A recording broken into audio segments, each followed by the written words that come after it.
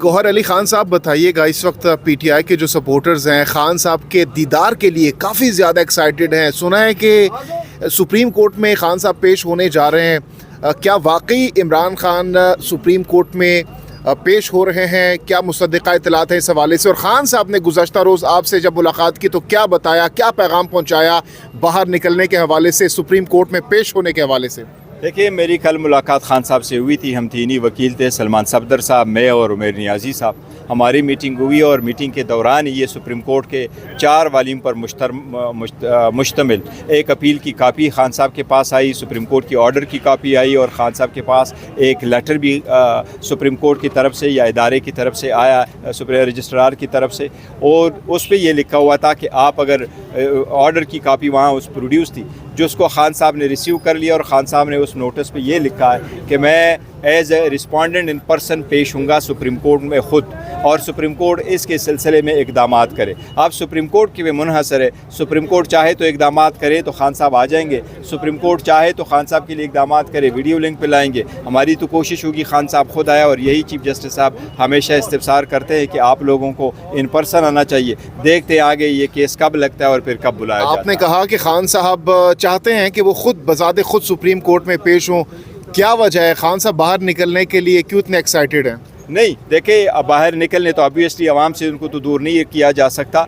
लेकिन supreme court का order आया तो अगर ऑर्डर आया तो उसकी कंप्लाइंस में वो कह रहे हैं कि मैं आ रहा हूँ। तो क्या पीटीआई के कारकुनान उनको वेलकम करेंगे? फिर दोबारा से आप लोग उस तरह मजमा इकट्ठा करेंगे? वेलकम तो बहुत करेंगे, लेकिन कल की जो मैसेज आपने क्वेश्चन पूछा, खान साहब के 3 ही मैसेजेस थे। पहले ये कि हमेशा से नवाज शरीफ एम्पायर को साथ मिला के खेलता रहा है, इस मरतबा उसकी कोशिश है कि हमारी पूरी टीम ही ना खेल सके।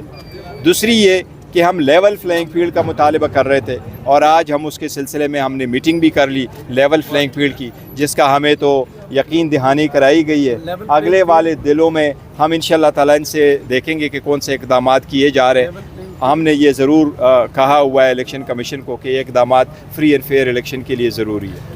दिन ब दिन हम देख रहे हैं कि इलेक्शन करीब आ रहा है। दूसरी तरफ आप लोग बार बार ये कह रहे हैं कि आप लोगों पर सख्तियाँ भी बढ़ती चली जा रही हैं। तो आज की इस मुलाकात के बाद जो कि इलेक्शन कमीशन में आपकी हुई है, कितने पुरुमीद हैं इलेक्शन के हवाले से, लेवल प्लेइंग फील्ड के हवाले से? देखिए, टफ सिचुएशन है। हम तो अदालतों से भी दरख्वास्तें देते रहे, अदालतों के अहकामात पे भी यकीन उसको इम्प्लीमेंट नहीं किया गया। अदालतों के अहकामात, इवन सुप्रीम कोर्ट के जो अहकामात हैं उन पे अमल दरामद नहीं हो सका। इस मरतबा ये उम्मीद ज़रूर है कि सुप्रीम कोर्ट ने कहा ये पत्थर पर लकीर है तो इलेक्शन हो जाएंगे।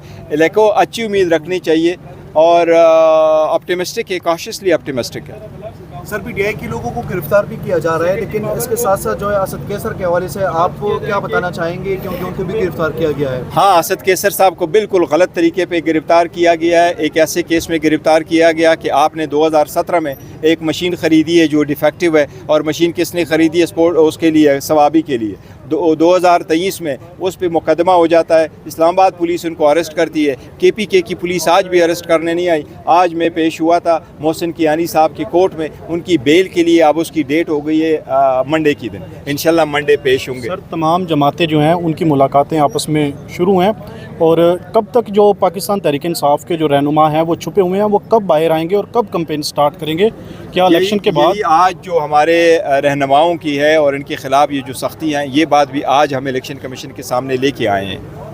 और मुज़ाकरात दीगर पार्टीज़ के साथ कब तक शुरू करने जा रहे हैं? और ख़ान साहब ने क्या कोई ग्रीन सिग्नल दे दिया है JUI नून लीग पीपल्स पार्टी के साथ बैठने के लिए, मुज़ाकरात डायलॉग के लिए? देखिए, डायलॉग तो सारे पार्टी के साथ होने चाहिए और पॉलिसी स्टेटमेंट पार्टी ही देगी, लेकिन जहाँ तक आप पार्टी तर्जुमान है गौहर अली खान साहब? मैं कह रहा हूँ जहाँ तक उसका है अलायंस का, तो मेरा नहीं ख्याल PTI किसी पार्टी के साथ इलेक्शन के सिलसिले में कोई अलायंस करेगा। तने तनहा आप लोग इलेक्शन लड़ेंगे इंशाल्लाह, तने तनहा, और हर सीट पे इलेक्शन। शेख रशीद अहमद साहब के साथ भी लाग नहीं करेंगे?